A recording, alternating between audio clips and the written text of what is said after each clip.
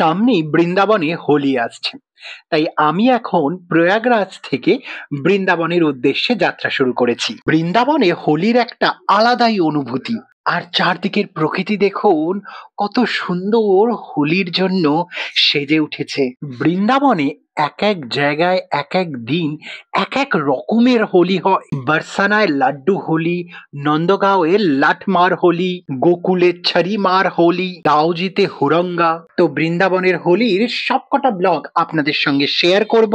আমি যেদিন বৃন্দাবনে পৌঁছেছি সেদিন ছিল শিবরাত্রি। বৃন্দাবনে রমন রীতির আশ্রমে খুব বড় করে বিশাল আড়ম্বরে শিবরাত্রি পালন করা হয়। তো সেজন্য এখন আমি যাচ্ছি গোকুলের রমন রীতি আশ্রমে। মথুরা থেকে গোকুল যেতে গেলে যমুনা পার হতে হয়। তো এই ব্রিজ দিয়ে আমরা এখন যমুনা পার হচ্ছি। এই যে আমার বাদিকেই রয়েছে যমুনা নদী। এখানে ব্রিজের জন্য ভালো করে যমুনা মাতাকে দর্শন করা যায় না।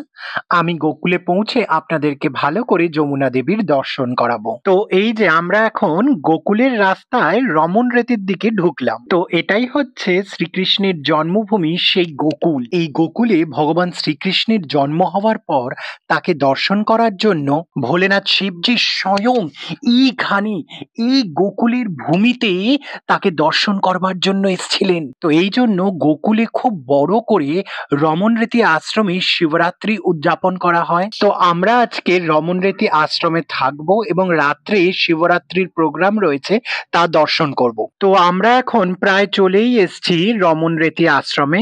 আজকে রাতের জন্য এখানে রুমের ব্যবস্থা করে তারপর আপনাদেরকে এই রমন রীতি আশ্রমটা ঘুরে দেখাচ্ছি। ভগবান শ্রীকৃষ্ণ এই গোকুলে অনেক বাল্যলীলা করেছেন।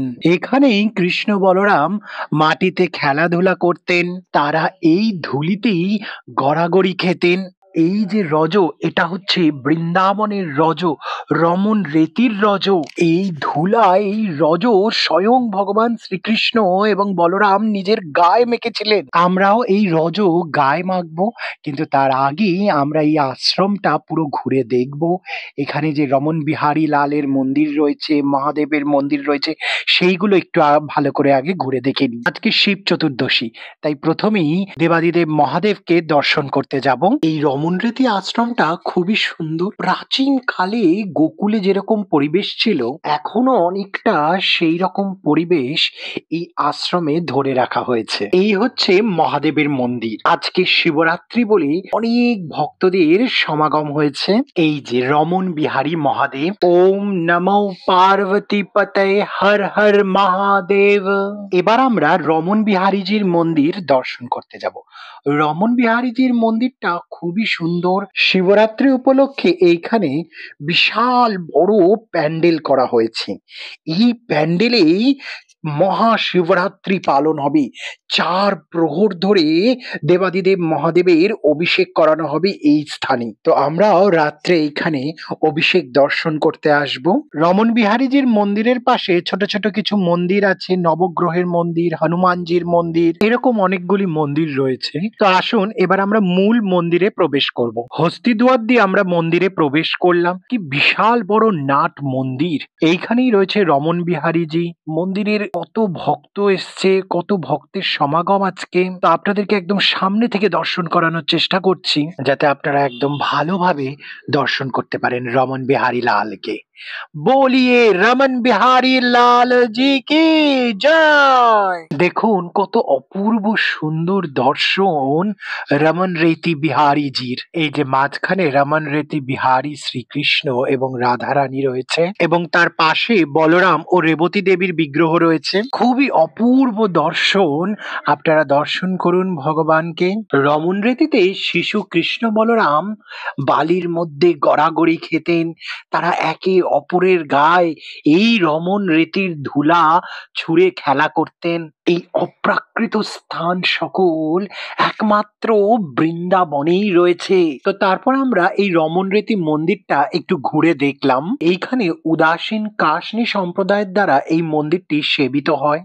তো পাশেই এখানে এই সম্প্রদায়ের যারা বিশিষ্ট গুরুদেব ছিলেন, তাদের মন্দির রয়েছে।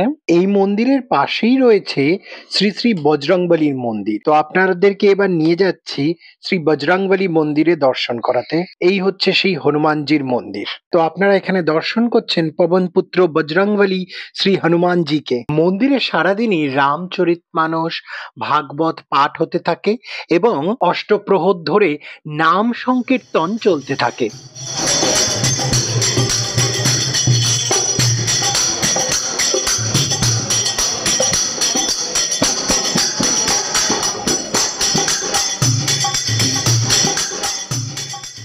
মন্দিরটা দর্শন করে আমাদের খুবই ভালো লাগলো। তারপর মন্দির থেকে বেরিয়ে আমরা পাশের আশ্রম দেখতে গেছিলাম। এইখানে এই রমন রেতির আশ্রমে সাধুরা একদম সেই প্রাচীন কালের মতো কুটির করে থাকে এবং একটা তপবনের মতো পরিবেশ এইখানটায় দর্শন করা যায়। চারিদিক দিয়ে কি সুন্দর পাখির ডাক আসছে।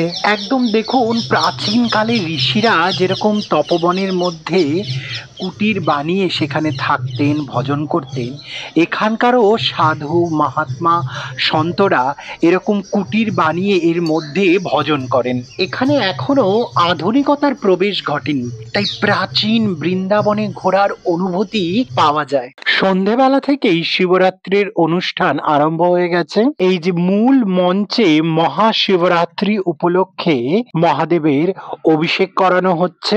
রমনরেতি আশ্রমের যিনি প্রধান মহন্তজি তিনি মূল মঞ্চে বসে মহাদেবের অভিষেক করাচ্ছেন।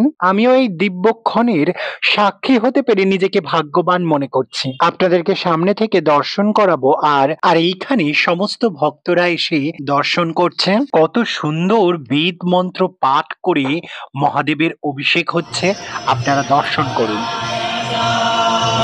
श्रीशांत सदाशिवाय नमः।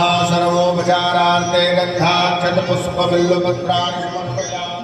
শ্রী বৃন্দাবন ধামে এত সুন্দর বেদ পাঠ সহযোগে মহাদেবের অভিষেক দর্শন করার সুযোগ কি ছাড়া যায়? তাই আমিও এখানে বসে পড়লাম এই অনুষ্ঠানে, এই মহাশিবরাত্রিতে অংশগ্রহণ করতে।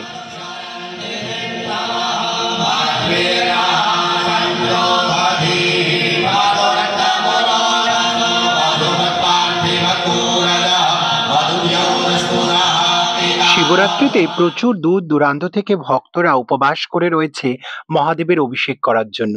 সেই জন্য এইখানে কিছু শিবলিঙ্গের ব্যবস্থা করা হয়েছে যেখানে ভক্তরা অভিষেক করাতে পারবে। রেতি আশ্রমে একটা হাতি আছে যাকে রোজ ভগবানের আরতির সময় নিয়ে আসা হয়। এই হাতিটা খুব সুন্দর ভগবানকে চামর সেবা করে। আজকেও শিবরাত্রির আরতির জন্য নিয়ে আসা হয়েছিল। এখন আরতি হয়ে গেছে, তাই নিয়ে চলে যাওয়া হচ্ছে এই হাতিটাকে। আপনাদের এই রমন রেতির ব্লগটা কেমন লাগলো আমাকে কমেন্টসে কিন্তু অবশ্যই জানাবেন। এরকম আরো নিত্য নতুন ব্লগ দেখার জন্য আমাদের এই চ্যানেলটি সাবস্ক্রাইব করে রাখুন, নিচে সাবস্ক্রাইব বাটন ক্লিক করে এবং পাশের বেল আইকনটাও ক্লিক করে দেবেন। তাহলে যখনই কোনো নতুন ভিডিও আসবে আপনার কাছে নোটিফিকেশন পৌঁছে যাবে। আজকের এই ভিডিওটা এই পর্যন্তই। দেখা হচ্ছে পরবর্তী কোনো জায়গায় অন্য কোনো ভিডিওয়। হরে কৃষ্ণ।